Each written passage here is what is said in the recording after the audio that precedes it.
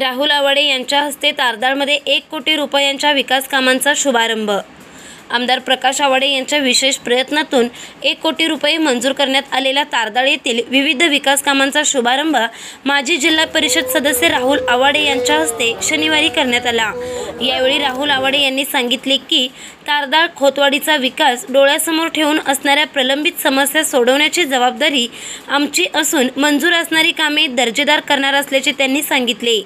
तसेच यावेळी चांदणी चौक येथे बाजारकट्टा बरोबर सुशोभीकरण, प्रभाग क्रमांक 4 मधील कोळी गल्ली येथील RCC गटर्स बांधणे, ठाकरेनगर परिसरातील खंडोबा गृहनिर्माण संस्थेच्या जागेत जलजीवन अंतर्गत पाईपलाईन व नवीन चावी कनेक्शन जोडणे, तर बसवेश्वर कॉलनी येथील KG पाटील घरालगत काँक्रिटीकरण करून हाफ राऊंड गटर्स बांधणे या विकास कामांचा शुभारंभ करण्यात आला। या प्रसंगी चंद्रकांत चौगुले, यशवंत वाणी, KG पाटील, DP भगत, ग्रामपंचायत सदस्य सूर्यकांत जाधव, चंद्रकांत तांबवे, मृत्युंजय पाटील, विमल पोवार, अमर खोत, जयप्रकाश भगत, मदन चौगुले, गुंडा स्वामी, आबासो खांडेकर, अमित खोत, रणजित माने, किसन शिंदे, संजय टेके, धनाजी शिंदे, गणपती खोत, नयन कांबळे, गोगा बांदार, सचिन चौगुले, पवन शिंदे, भाऊसो चौगुले, विनायक देसाई, योगेश वाणी, सलीम पट्टेकरी, अशोक गायकवाड, जीवन माने, सूरज चौगुले, निलेश वाणी, मक्तेदार अनिल मखदूम,